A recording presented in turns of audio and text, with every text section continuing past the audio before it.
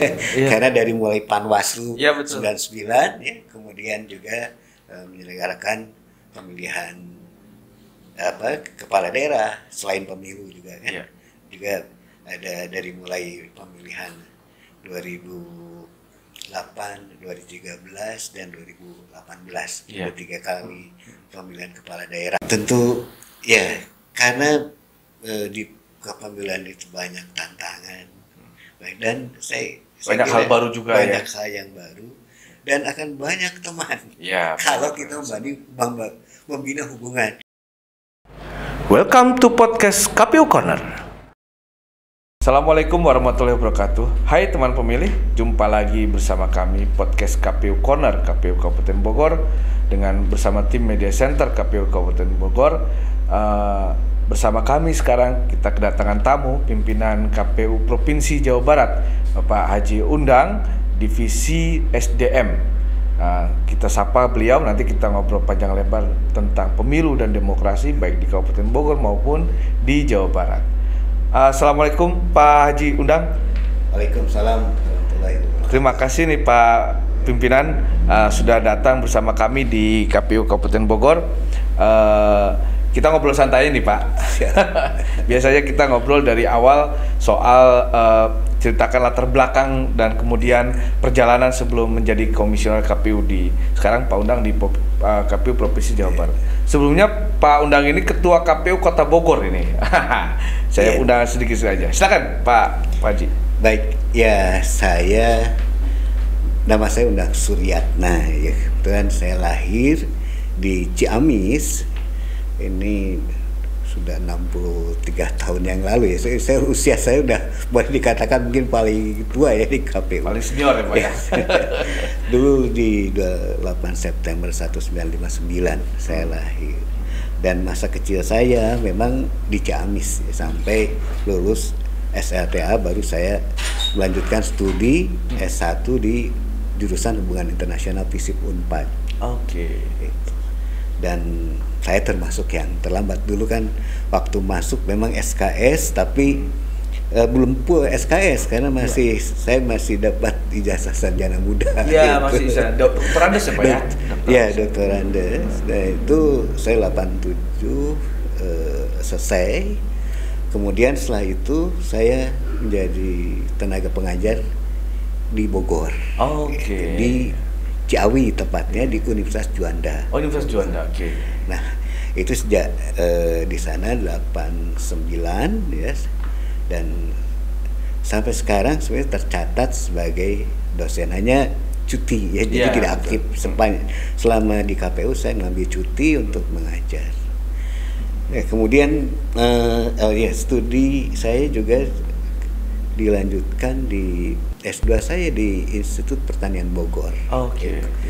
Saya mengambil program studi komunikasi pembangunan pertanian pedesaan. Kalau dilihat dari hubungan internasional ke desa itu kan. Tapi karena waktu itu memang sedang berkembang ilmu komunikasi dan saya diminta untuk mendirikan program studi ilmu komunikasi di Universitas Juanda. Sehingga saya ngambil studinya S2-nya adalah di bidang ilmu komunikasi. Gitu. Nah, itu pendidikan saya memang sampai di S2 ya. Kemudian pengalaman di pemilu ini saya mulai dari pemilu dari 99 sejak reformasi lah. 99 ya. 99. Ya.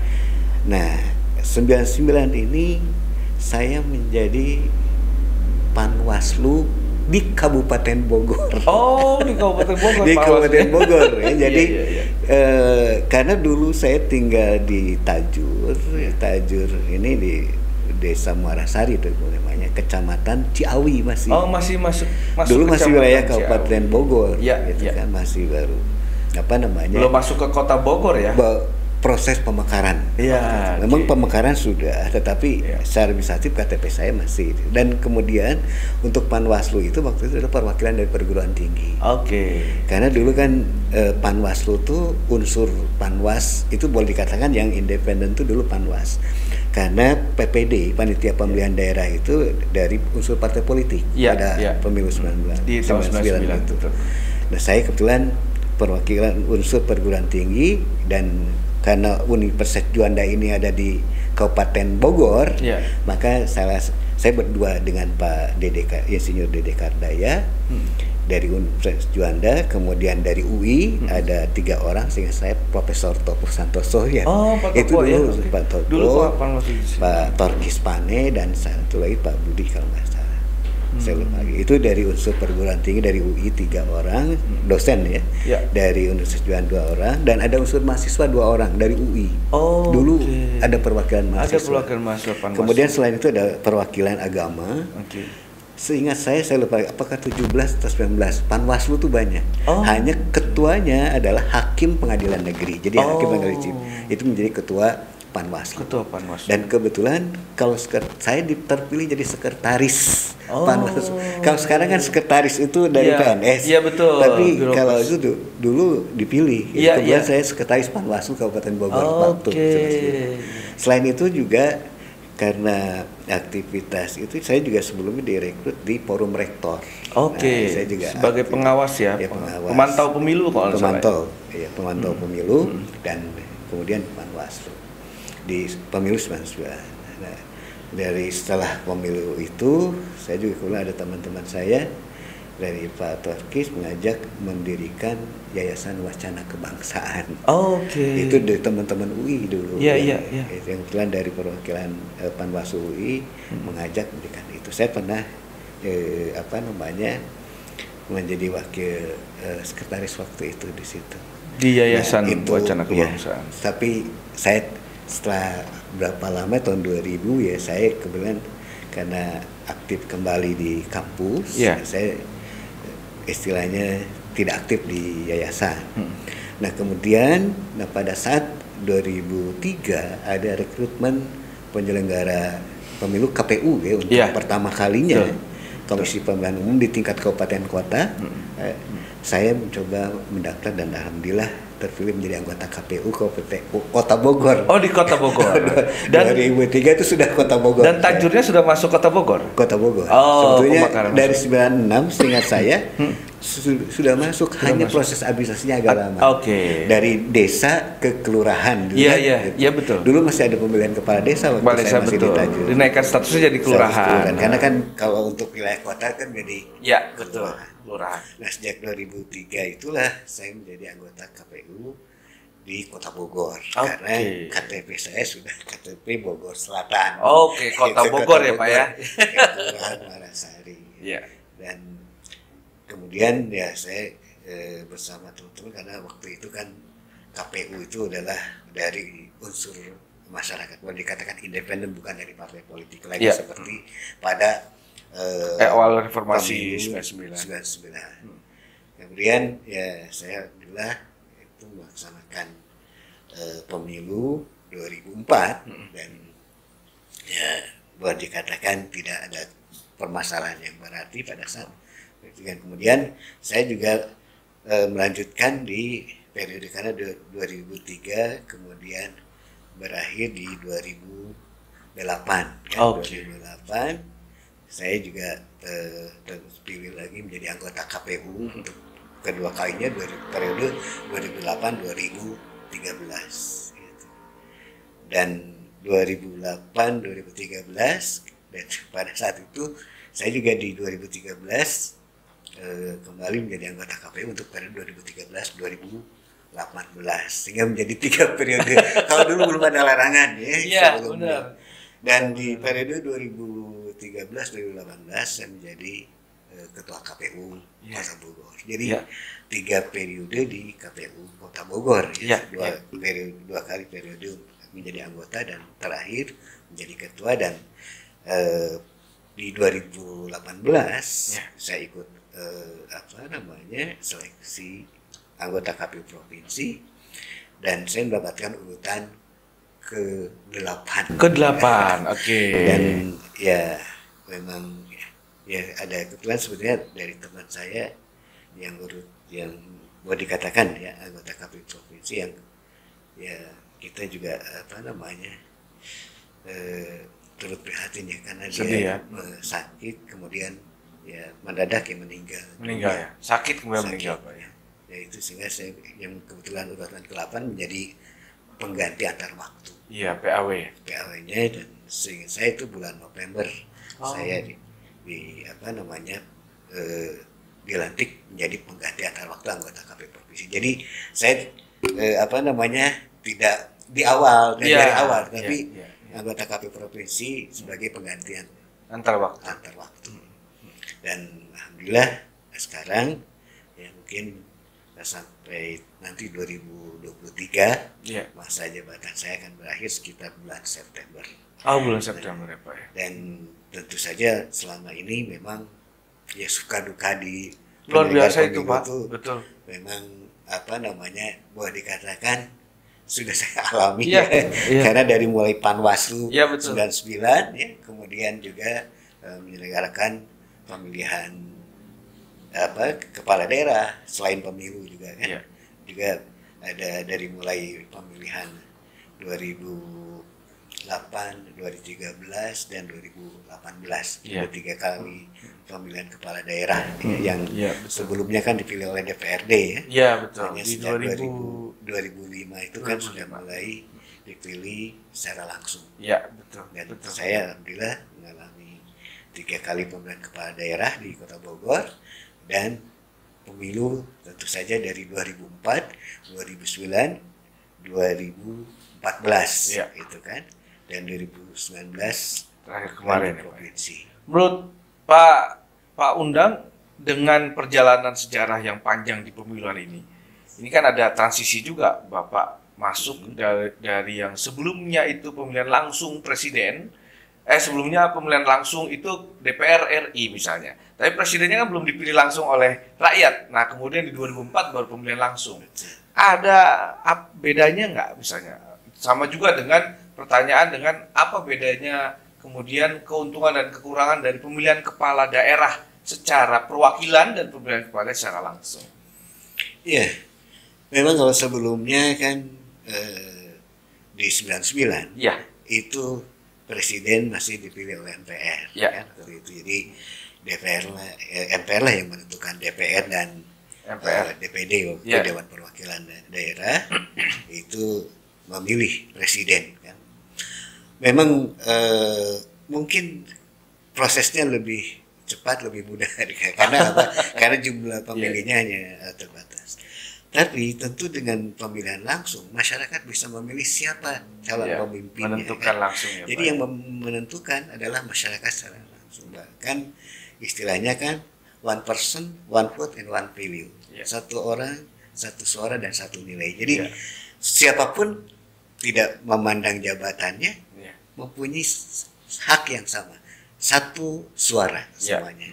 Sehingga dengan demikian siapapun yang terpilih adalah yang dikehendaki oleh masyarakat, dan tentu saja legitimasinya lebih kuat karena masyarakat yang menentukan pilihannya. Sama halnya dengan pemilihan kepala daerah bupati, wali kota atau gubernur dipilih sebelumnya oleh DPRD, mungkin prosesnya akan lebih cepat karena mereka hanya melibatkan terbatas dari anggota-anggota dewan Tetapi pada saat masyarakat memberikan pilihan secara langsung, maka sebetulnya itu lebih demokratis karena tidak mewakilkan suaranya kepada rakyat yang belum tentu sama dengan suara rakyat.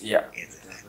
Karena sekarang ini kemungkinan di pemilihan kepala daerah ataupun pemilihan presiden, figur itu menjadi lebih penting buat masyarakat. Siapa yang dipandang layak untuk memimpin daerah ataupun negara ini, sehingga memang dengan pemilihan langsung lebih demokratis. Cuman tadi prosesnya relatif lebih lama dan juga mungkin cost-nya agak lebih besar. Tapi itu konsekuensi dari demokrasi. Saya kira itu. Betul. Karena kan Pak Haji Undang ini kan mengalami fase yang sangat luar biasa, transisi demokrasi mulai dari rezim Orde Baru kemudian ke Orde Reformasi dan kemudian sampai sekarang ini. Pastinya ada perkembangan peningkatan kualitas demokrasi yang lebih baik nih. Nah, kira-kira bagaimana menurut Pak Haji Undang terhadap kualitas demokrasi sekarang di pemilu 2019 kemudian nanti ke 2024? Dari waktu ke waktu saya melihat bahwa proses demokratisasi itu semakin baik. Ya. Itu karena peserta pemilu juga semakin kritis, gitu kan. Berbeda dengan waktu di awal. Kadang-kadang di awal tuh yang penting hasilnya gitu. Ya. Tapi sekarang setiap tahapan itu menjadi perhatian publik dan terutama peserta pemilu.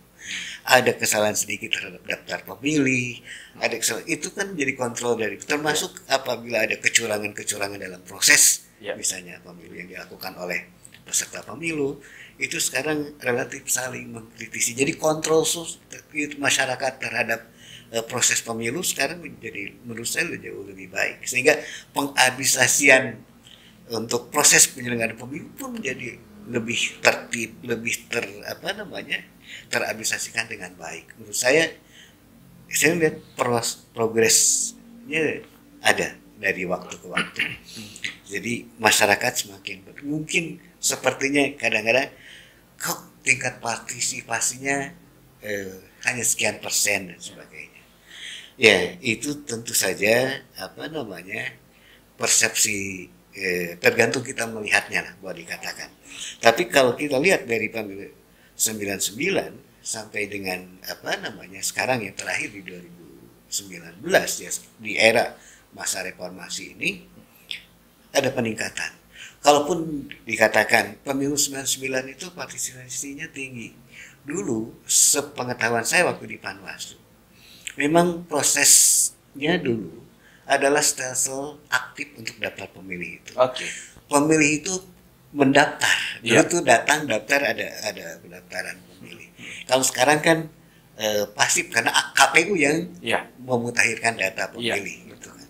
Sehingga jumlah pemilih yang datang ke TPS dulu memang jauh lebih, boleh dikatakan dibanding dengan yang terdaftar jauh lebih tinggi.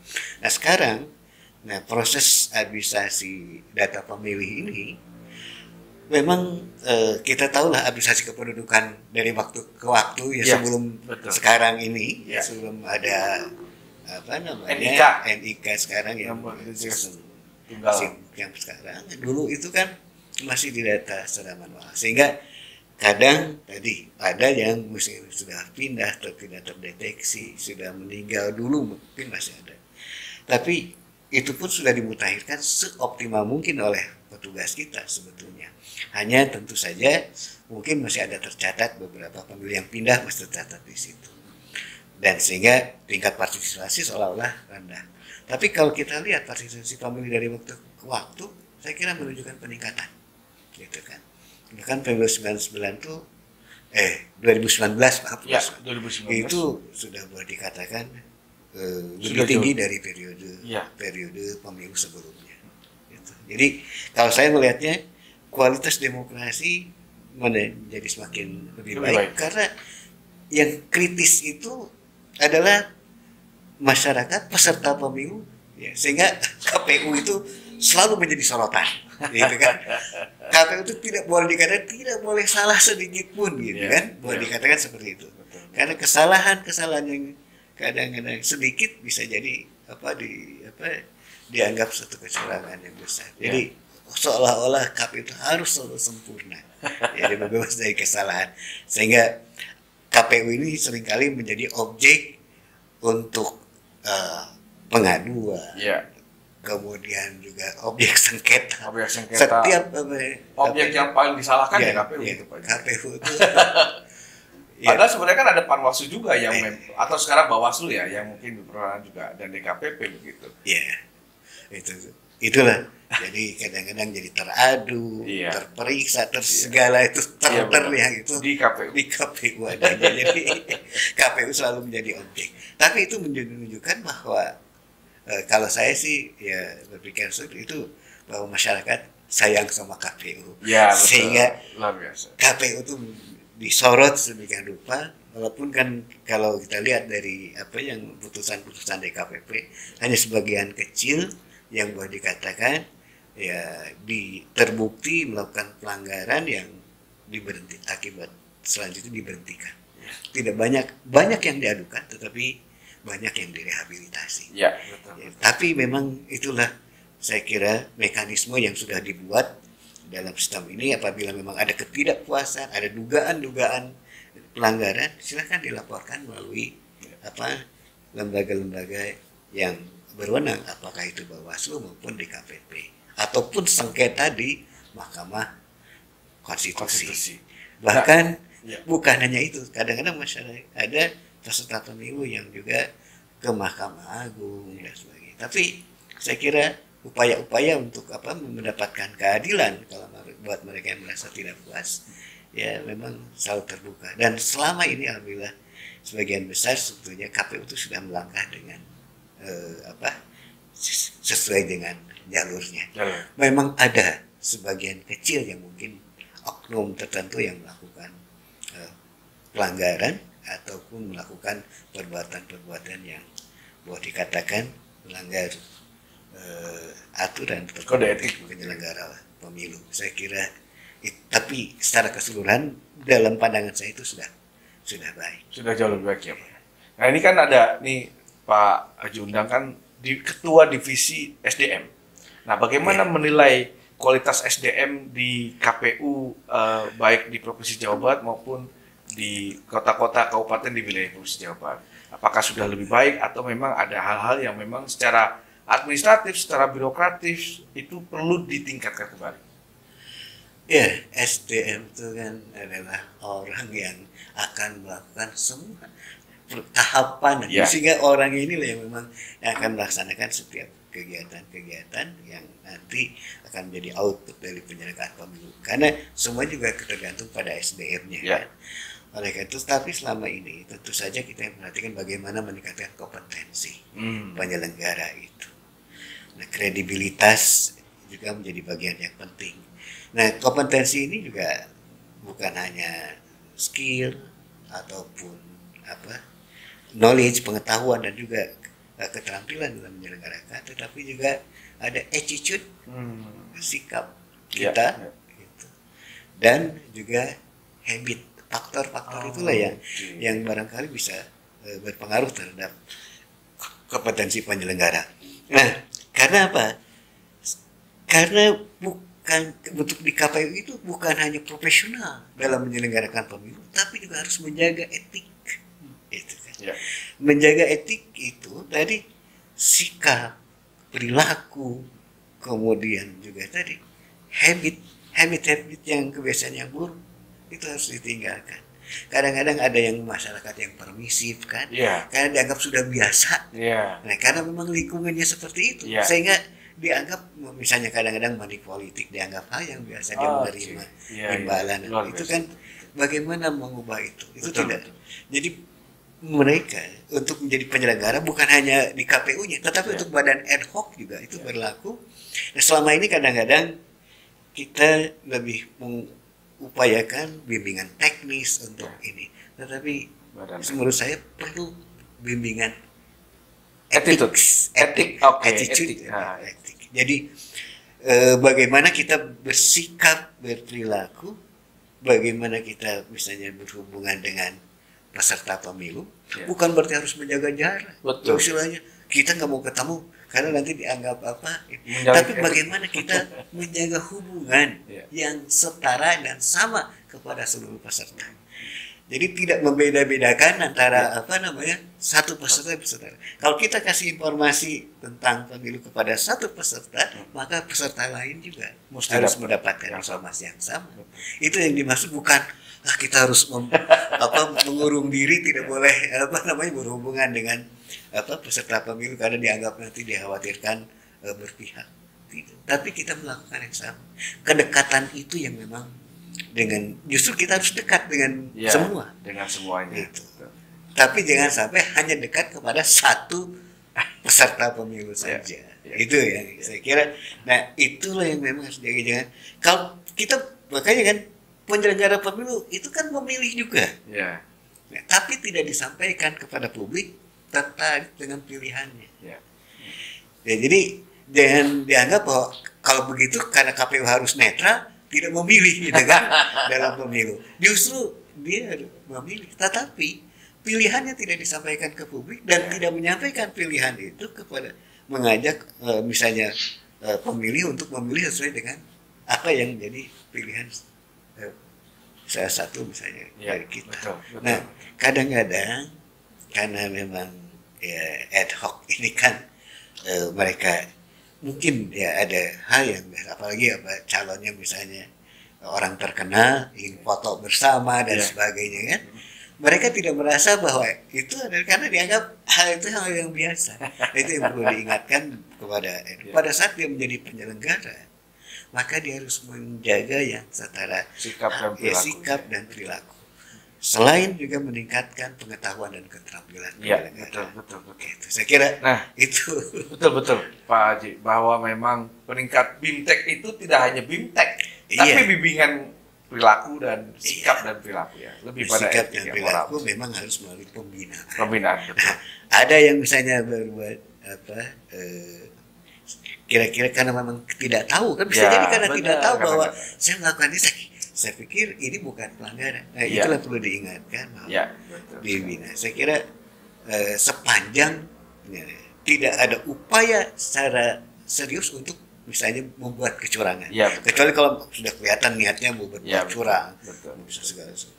Saya kira kalau memang karena memang tidak merasa karena memang tidak tahu, maka perlu diingatkan. Dibina, saya kira. Nah, terus satu lagi nih Pak Haji, kan sudah lama nih berkecimpung dalam dunia pemilu.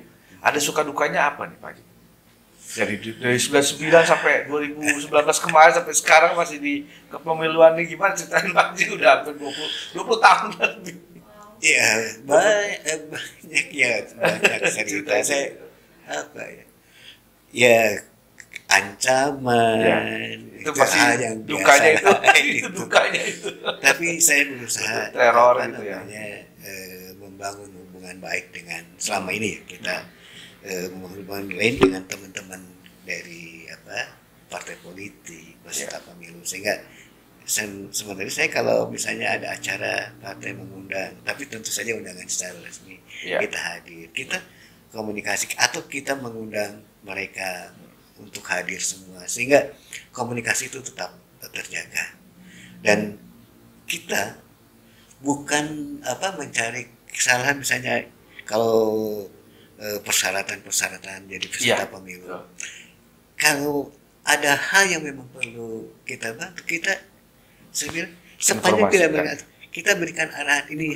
Kalau memang ini begini, maka begini, dan tidak melanggar aturan. Karena kebanyakan mereka kadang-kadang tidak tahu bagaimana menyelesaikan masalah, gitu kan. Betul. Dia misalnya punya problem di dalam secara administrasi persyaratan tertentu yang belum bisa terpenuhi. Justru itulah peran KPU di situ, membimbing mereka. Jadi kita membangun komunikasi yang sama siapapun, kita membuka konsultasi. Apabila ada kendala, silakan datang. Nanti kalau mungkin masih bisa dipecahkan, kita carikan jalan keluar. Bukan kita strict misalnya. Ini tidak bersyarat, tidak diketahui, tidak diberitahu bagaimana cara menyelesaikan. Misalnya ini harusnya dari persyaratan itu dari pengadilan. Maka kalau misalnya keterangan tidak pernah terpidana, gitu kan. Ini harusnya diselesaikan di sini. Dan kita istilahnya informasikan kepada mereka semua hal yang apabila memang misalnya TNS, kenapa dia tidak memenuhi syarat? Apa yang harus diperbaiki? Nah, itu yang saya tetap sampaikan agar mereka istilahnya bisa menyelesaikannya sesuai dengan tenggat waktu yang sudah ditetapkan. Jadi jangan sampai coret, perbaiki misalnya. Tapi kita kasih tahu caranya apa sih yang harus diperbaikinya, gitu kan? Bagaimana cara memperbaikinya? Nah, dengan cara begitu maka kita pun akan menjadi lebih mempunyai hubungan yang lebih baik dengan semua, tentu saja bukan hanya satu, tapi siapapun yang punya permasalahan sepanjang masih bisa diatasi maka dikomunikasikan. Nah, kalau sukanya gimana Pak Haji? Sukanya nih mungkin bisa menginspirasi teman pemilih kita yang muda-muda ini Pak Haji, supaya mau di pemiluan. Tentu karena di kepemiluan itu banyak tantangan, dan saya banyak hal baru juga, banyak hal yang baru, dan akan banyak teman Ya, kalau benar, kita benar. membina hubungan Iya. dengan peserta pemilu, dengan masyarakat pemilih, dengan penyelenggara ad hoc, dengan semua. Karena kan kita melakukan sosialisasi kepada Ya, masyarakat betul. dan kita juga membuka komunikasi apabila ada hal yang misalnya ditanyakan. Jadi kan adanya seperti RPP dan sebagainya. Iya. Saya kira itu akan memberikan masyarakat juga Teredukasi. teredukasi tentang pemilu. Jadi saya senangnya tentu alhamdulillah selama saya kebetulan menjadi ketua Nah. di hubungan yang baik dengan peserta pemilu itu menurut saya merupakan bagian yang sangat menyenangkan karena alhamdulillah pemilihan kepala daerah, pemilihan umum juga tidak banyak menyebut. Kalaupun ada masalah selalu disampaikan secara terbuka dan kita pun secara tidak harus lalu demo harus Ya, benar. namanya ini. Tetapi disampaikan dengan sampai saat ini Secara baik, secara santun baik, gitu ya, secara santun. mekanisme. Dan ya itulah yang sehingga Ya. membina hubungan baik dengan Jadi saudaranya banyak gitu ya Pak Haji ya. Ya. Nambah banyak saudara, banyak keluarga, banyak alhamdulillah teman ya, gitu. selama Pak Haji. menjadi di KPU Kota Bogor banyak relasi itu. Iya, benar. Di partai politik, Ya. kemudian juga di pemerintahan karena kita kan sering berkomunikasi. Iya, betul. Nah, jadi saya kira satu lagi yang paling penting mungkin bahwa kita berperan di dalam menentukan masa depan bangsa. Dengan menjadi penyelenggara pemilu, maka kita juga menjadi bagian yang mengambil peranan, peranan menentukan dalam ya arah bangsa pembangunan negara, terutama bangsa. memilih pemimpin-pemimpin kita Ya, yang akan duduk di baik itu di eksekutif maupun di legislatif. Iya, betul sekali. Nah, tadi kan Pak Haji udah datang jalan-jalan ngelihat di RPP kita, Rumah Pintar Pemilu Digital. Nah, kami minta testimoni dari Pak Haji bagaimana RPP digital kami dan mohon masukannya dan juga mungkin kalau ada testimoni yang bagus-bagus bisa disampaikan supaya menginspirasi teman-teman yang lain. Ya, saya tadi memang Tampilan mendapatkan presentasi terkait dengan penyajian RPP di KPU Kabupaten Bogor. Saya kira sudah sangat luar biasa menurut saya. Alhamdulillah. Karena banyak informasi yang tersajikan di dalam layar yang sebesar itu, tapi informasinya cukup banyak. Dan itu ya buat masyarakat, partai politik, peserta pemilu akan banyak mendapatkan manfaat informasi terkait dengan pemilu, khususnya di Kabupaten Bogor. Karena kita bisa melihat peta politik pemilu dari pemilu DPRD, DPRD provinsi, DPR RI, DPD maupun Pilpres itu tersaji semua informasi tentang, termasuk juga dengan hal-hal demokrasi. Ada juga game kan di situ. Ya, ada juga game. masyarakat juga bisa mencoba simulasi-simulasi tertentu terkait dengan pemilu. Jadi kreativitas inovasi KPU Kabupaten Bogor ini sangat luar biasa. Saya dulu di KPU Kota Bogor yang dulu saya juga pernah membuat inovasi digitalisasi gitu. Ini jauh lebih baik lagi karena sudah terlink dengan online, secara online kan bisa diakses bukan hanya melalui internet tetapi juga bisa melalui Android kan? Ya, betul sekali. Handphone ya Pak. Handphone. Jadi bisa melalui handphone juga memang sudah luar biasa. Saya kira banyak inovasi-inovasi yang dilakukan oleh KPU Kabupaten Bogor sekarang ini, dari mulai penyajian informasi. Jadi masyarakat bisa tahu persis apa yang sedang dilakukan oleh KPU Kabupaten Bogor karena dia juga menyajikan informasi kegiatan. Kemudian selain itu juga informasi-informasi tentang pemilu dari waktu ke waktu. Kemudian berbagai informasi yang mungkin dibutuhkan, terutama yang studi. Termasuk regulasi juga Pak Haji ya. Regulasi juga. Saya kira sudah tertuang di situ. Kami juga mau minta testimoni, mohon izin nih Pak Haji nih. Ada 3 buku yang sudah kami buat selama periode 2018 sampai 2003 nanti ini, sampai 2022 ini ada 3 buku. Nah, ini yang pertama ini soal Protek Pemilu Serentak 2019 ya, hasil analisis partisipasi pemilih. Nah, ini buku tentang partisipasi pemilih. Yang kedua itu soal penataan dapil. Simulasi proyeksi penataan dapil DPD Kabupaten Bogor 2024 nanti.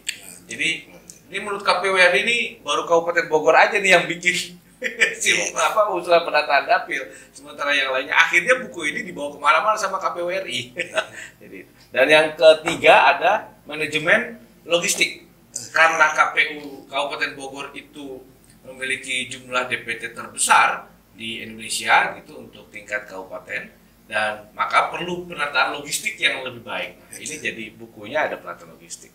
Nah, kami minta nih kira-kira pimpinan KPU Provinsi Pak Haji Undang memberikan testimoni meskipun belum baca secara keseluruhan begitu, tidak dari 3 buku seperti apa gitu. Siap. Ya, 3 buku ini saya kira ini merupakan prestasi dari KPU Kabupaten Bogor dan informasi bagi publik ya terkait dengan misalnya partisipasi pemilih. Bagaimana partisipasi pemilu di Kabupaten Bogor. Ini yang juga sehingga masyarakat tuh bisa tahu persis bagaimana sih perkembangan demokrasi di Kota Bogor, terutama pilihan-pilihan publik ya dalam hal ini di mana masyarakat berperan serta di dalam menentukan pimpinan-pimpinan di baik itu di tingkat kabupaten maupun juga provinsi nasional, karena kan pemilu itu memilih untuk perwakilan di tingkat kabupaten kota, provinsi, dan juga di tingkat nasional kan gitu. Dan ini saya kira akan menjadi informasi yang bermanfaat ya bagi masyarakat, khususnya apalagi peserta pemilu, karena dia bisa mempelajari bagaimana proses demokrasi sehingga dia strategi ke depan juga bisa dilihat dari itu. Yang kedua terkait dengan logistik dulu. Logistik memang betul. Dari pemilu ke pemilu menjadi satu problem. Sehingga buku ini juga akan memberikan hasil analisisnya, bisa memberikan bagaimana kira-kira mencari solusi dalam penanganan logistik pemilu. Supaya permasalahan dari waktu ke waktu yang sering terjadi di logistik pemilu itu bisa teratasi. Saya kira pengalaman di KPU Kabupaten Bogor ini juga akan dapat menginspirasi, terutama hasil analisisnya, baik itu apakah ya dulu adalah menjadi kendala ini dan bagaimana kita bisa mengatasi kendala-kendala itu di kemudian hari. Untuk dapil apalagi, karena dapil itu kan untuk KPU Kabupaten Kota ini tentu harus dievaluasi, dan Kabupaten Bogor ini boleh dikatakan penduduknya yang terbanyak di Indonesia, bukan hanya di wilayah Jawa Barat. Ini jumlah penduduk dan pemilih yang terbanyak untuk tingkat kabupaten kota di seluruh Indonesia itu di Kabupaten Bogor. Dan tentu karena Bogor ini adalah penyangga ibu kota, pertumbuhan penduduknya juga mereka dikatakan tinggi gitu kan. Dan ya boleh dikatakan Kabupaten Bogor karena pemilihnya di atas 3 juta, maka kursinya pun 55. Betul kan, sekali. Ini. Kalau ada kursi 65 atau 70 kayaknya memenuhi syarat. Bisa jadi gitu, karena jumlah penduduk Bogor sudah cukup tinggi dan ini dapil tentu saja karena ada kemungkinan ada pergeseran penduduk. Tapi kalau jumlah kursi karena undang-undangnya belum dirubah, maka hanya mencapai maksimal 55. Gitu. Tapi upaya tadi penataan dapil ini juga adalah upaya yang baik, karena tentu perkembangan penduduk dan juga pemilih bisa bergeser dari satu wilayah ke wilayah lain, sehingga proporsionalitas dari jumlah penduduk ini menjadi representasi penetapan daerah pemilihan diantaranya. Jadi misalnya jumlah penduduk Kabupaten Bogor dibagi dengan alokasi kursi kan, ada bilangan pembagi penduduk ya, kemudian dia itu dijadikan dasar untuk besaran kursi setiap dapilnya, kan? Betul. Bisa jadi bergeser kan? Karena bisa jadi di satu sisi tumbuh jumlah penduduknya sehingga kemungkinan ada alokasi kursinya harus lebih tinggi. Tapi kan tentu maksimum kursi ini kan per dapil itu kan untuk KPU Kabupaten. untuk tingkat DPRD Kabupaten. kabupaten kota itu kan hanya 12. Iya. Itu sehingga tidak bisa melebihi Iya, betul. dari 12 kursi. Nah, oleh itu ini juga harus jadi perhatian, dan ini penting buat partai politik karena partai politik akan berkepentingan dalam strategi untuk menentukan di mana basis-basis pemilih mereka. Iya, konstituen mereka, betul. Ini apa namanya, karena Kabupaten Bogor ini ada kecamatan tuh ada berapa? 40 kecamatan. 40 kecamatan Iya. kan. 435 desa dan kelurahan. Dapilnya Iya. sementara ini ada berapa dapil? Ada 6 dapil. 6 dapil. Sehingga ada gabungan kecamatan Iya, setiap betul. dapilnya kan. Kecamatan. Karena untuk dengan wilayah yang seperti ini penentuan dapil itu sangat menentukan bagi partai politik. Betul. Karena gabungan kecamatan maksudnya yang terkait dengan basis-basis Betul. konstituen mereka kan Iya. di situ. Iya. Nah, oleh karena itu ya penataan dapil ini juga memang perlu nantinya dikomunikasikan dengan partai-partai politik, mendiskusikannya pada saat kalau memang ada perubahan Iya. komposisi dapil gitu kan. Tapi ya kontinuitas juga kan merupakan salah satu prinsip dalam penetapan dapil. Sepanjang tidak ada perubahan-perubahan yang berarti, maka dapil itu bisa jadi tidak berubah, tergantung dari tadi kondisional perkembangan penduduk yang apakah signifikan atau tidak kan di masing-masing dapil yang mencakup berbagai kecamatan tersebut. Ya. Baik, Pak Haji, kita sudah ngobrol panjang lebar ini. Sebenarnya saya ada satu terakhir nih. Saya mau minta tanggapan dari Pak Haji Undang terkait dengan peningkatan kualitas demokrasi di Bogor. Nah, ini kan Pak Haji Undang ini kan mantan Ketua KPU Kota Bogor dan juga yang juga adalah Kota Bogor itu saudara mudanya, adiknya dari Kabupaten Bogor. Nah, kira-kira bagaimana Pak Haji Undang melihat kualitas demokrasi di Bogor Raya ini, baik di Bogor Kota maupun di Kabupaten? Iya. Untuk di Bogor ini ya tadi saya katakan daerah penyangga ibu kota Ya, memang betul. informasi Mobilitas penduduknya juga Ya. sangat tinggi intensitasnya, sehingga boleh dikatakan Bogor ini ya wilayah urban ya karena mobilitas mereka lebih mudah dengan ibu kota, dan boleh dikatakan kalau pagi mereka berangkat kerja, sore pada pulang, mereka adalah orang-orang yang boleh dikatakan terkena kebijakan secara langsung. Ya. Sehingga biasanya secara teori mereka yang memang terpengaruh langsung oleh kebijakan, maka punya kepentingan bagaimana upaya untuk memperbaiki ke depan. Sehingga partisipasi mereka biasanya lebih tinggi daripada masyarakat yang tidak terkena langsung dengan kebijakan kan. Sekarang ada kebijakan. Makanya masyarakat kritis itu adalah suatu hal yang wajar. Itu ciri demokratis. Masyarakat protes terhadap kebijakan itu saya kira karena mereka merasa berkepentingan. Nah, sehingga menurut saya kalau untuk wilayah Bogor Raya itu ya tingkat proses demokratisasi jauh lebih boleh dikatakan sudah jauh lebih baik. Jauh lebih baik. Gitu kan. Dan saya pengalaman di Bogor, itu di Kota Bogor ya. Alhamdulillah waktu pemilihan kepala daerah tahun 2018 yang lalu dengan persaingannya, tapi semua berjalan dengan baik. Kalaupun ada pada saat proses kampanye, itu dinamika. Kadang-kadang dia protes ini, protes itu dan sebagainya. Sehingga dari peserta itu adalah dinamika. Tetapi ya selisih pemilu itu tidak menimbulkan sengketa. Itu yang saya. Jadi karena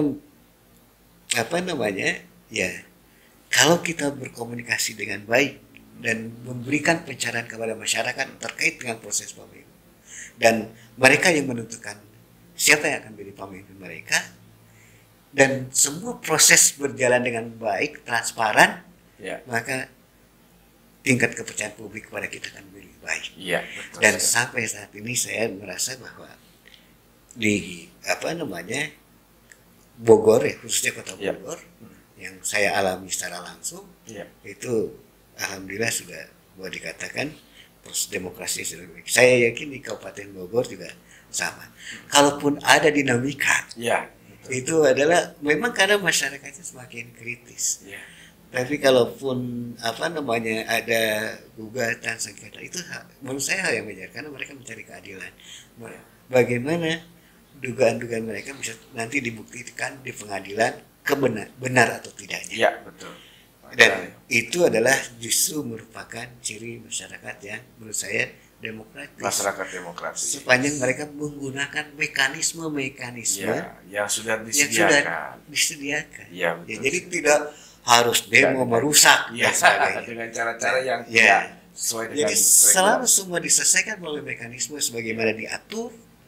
Itu adalah salah satu ciri demokrasi. Iya, betul. Jadi kalaupun ada sengketa di Mahkamah Konstitusi, di Bawaslu dan di setiap jenjang, saya kira itu adalah hal yang wajar. Karena mereka mencari keadilan. Ya. Dan sepanjang itu yang ditempuh melalui mekanisme-mekanisme yang sudah disediakan, itu ciri justru demokrasi itu berjalan. Ya. Nah, karena kalau tidak berjalan, mereka lebih banyak dengan menggunakan kekerasan tanpa melakukan prosedur. Ya. Tapi saya kira unsur-unsur kekerasan sudah tidak ada sama sekali kayaknya di Bogor Raya ini, Pak Haji. Kalaupun ada demonstrasi, ada aksi, itu masih jauh daripada masih menggunakan mekanisme. Iya, betul. Mekanisme tidak merusak, nggak anarkis. Ada beberapa tempat kan yang dibakar kantor KPU-nya, merusak fasilitas publik. Betul. Saya kira di Bogor tidak. Dan di Bogor baik kota maupun kabupaten, karena memang masyarakatnya memang sudah boleh dikatakan lebih terbuka terhadap informasi karena memang apa namanya hanya tadi satu hal yang mungkin dengan berkembangnya medsos hoax itu semakin banyak. Hanya bagaimana literasi kepada masyarakat agar mereka lebih kritis terhadap berita-berita yang ada, memastikan kebenaran berita tersebut. Cek fakta begitu misalnya. Cek fakta. Saya kira itu yang penting karena kadang-kadang mereka terpengaruh. Tapi sepanjang mereka menyelesaikan melalui mekanisme hukum, melalui prosedur-prosedur yang ada, saya kira itu adalah memberikan cermin dari masyarakat yang demokratis. Ya, baik. Makasih nih Pak Haji nih. Aduh, luar biasa. Kami dapat banyak ujangan, banyak nasihat, banyak penilaian-penilaian yang konstruktif dan positif gitu dari Pak Haji Undang. Terima kasih Pak Haji.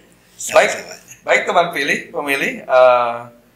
Demikian obrolan kita dengan Pak Haji Undang Suryatna, pimpinan KPU Provinsi Jawa Barat Divisi SDM, yang juga mantan Ketua KPU di Kota Bogor, saudara dekat dengan KPU Kabupaten Bogor. Jangan lupa like, share, komentar, serta subscribe akun YouTube KPU Kabupaten Bogor yang sudah tertera di bawah atau di atas ini, dan jangan lupa juga untuk memberikan banyak komentar positif bagi kami KPU Kabupaten Bogor. Demikian dari saya, mohon maaf bila ada kekurangan dan kesalahan. Assalamualaikum warahmatullahi wabarakatuh. Salam better.